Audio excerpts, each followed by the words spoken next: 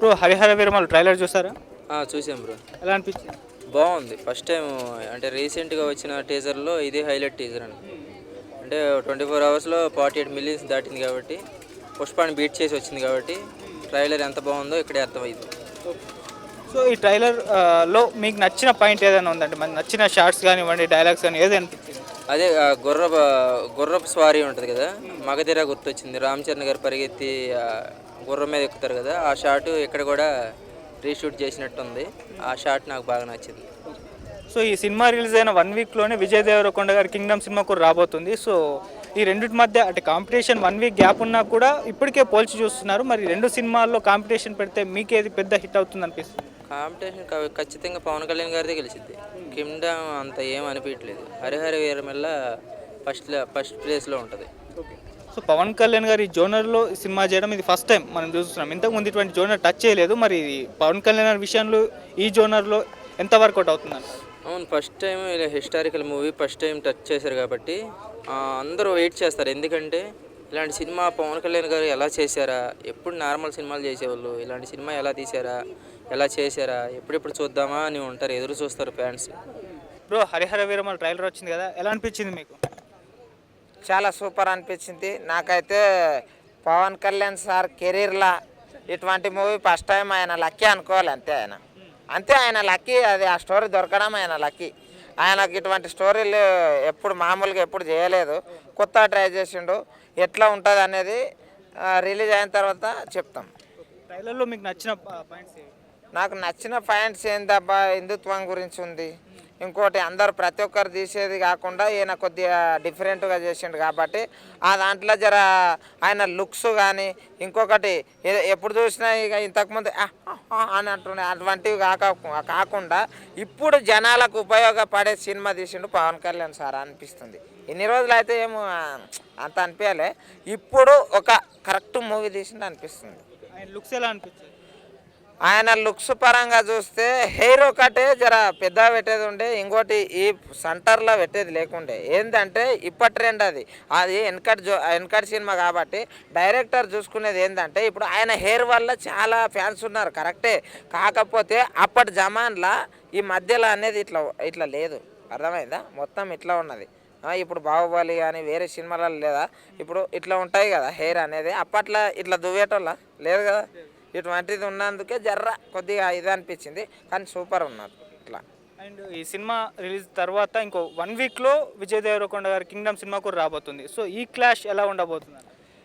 ఇంకా ఒకటి, విజయ్ దేవరకొండ ఈ మధ్యలో బాగా పాపులర్. ఒకటి ఏంది, తెలంగాణలో అయితే పూరా ఫుల్ పాపులర్. ఒక మెగాస్టార్కు ఉన్నంత క్రేజ్ ఉన్నది ఆయనకు. కాకపోతే ఆయన సినిమాను కూడా బాగానే చూస్తారు. ఎందుకు చెప్పాలన్నా, అందుట్లో main important NTR sir voice ఉన్నది, అర్థమైందా?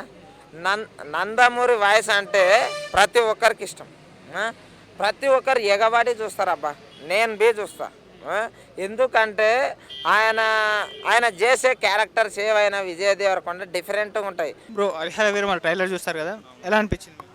నాకైతే డిసప్పాయింట్మెంట్ అన్న ఫస్ట్ థింగ్. ఎందుకంటే మన కీరవాణి కూడా డిసప్పాయింట్ బ్యాక్గ్రౌండ్ మ్యూజిక్ వేయడము.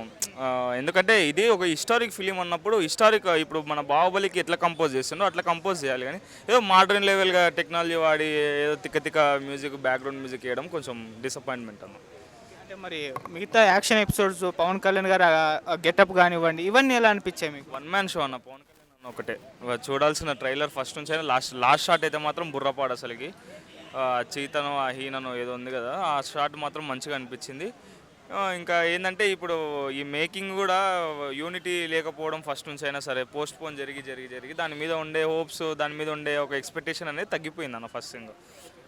పాటలు కూడా రిలీజ్ అయినాయి. ఒక పాట అదేది ఒక కొల్లగొట్టిన అది ఒక పాట, అది తప్పితే ఇంకా నిన్న కూడా ఏదో సాంగ్ రిలీజ్ అయింది, అది కూడా అంత అనిపించలేదు.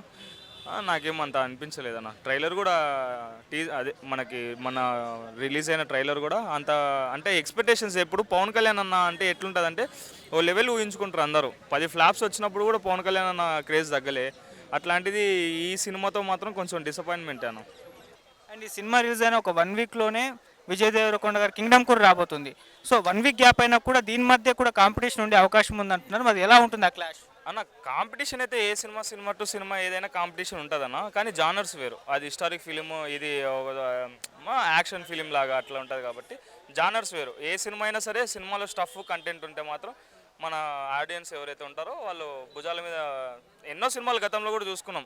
సినిమా కంటెంట్ బాగుందంటే మాత్రం ఖచ్చితంగా సినిమా సక్సెస్ అవుతుంది. మీ ఒపీనియన్ ఈ రెండు సినిమాలు ఏది పెద్ద hit? నాకైతే కింగ్డమ్ అన్న, కింగ్డమ్. ఎందుకంటే నేను పవన్ కళ్యాణ్ నాకు పెద్ద ఫ్యాన్నే. కానీ ఏమంటే ఇప్పుడు ఆ ఫిలిం యూనిట్ కూడా ఏదైతే పనిచేస్తుందో హరిహర వీరమల్లు యూనిట్ కూడా వాళ్ళ కోఆర్డినేషన్ లేకపోవడం, మధ్యలో డైరెక్షన్ డిపార్ట్మెంట్, మధ్యలో మళ్ళీ ఇదేది మ్యూజిక్ డిపార్ట్మెంట్, ఇవన్నీ తప్పించుకోవడము. ఒక ప్రమోషనల్ ఇప్పుడు ఏది ట్రైలర్ రిలీజ్ అయింది, దాంట్లో కూడా పవన్ కళ్యాణ్ అన్నని ఇన్వైట్ చేయకపోవడము, కొంతమంది రాకపోవడం, ఏదో డైరెక్టరు ఇంకో అట్లా వచ్చి రిలీజ్ చేయడము, ఒక ప్రమోషన్ కూడా సరిగా లేకపోవడం, బజ్ లేదన్న first thing. Hi bro. Hi bro.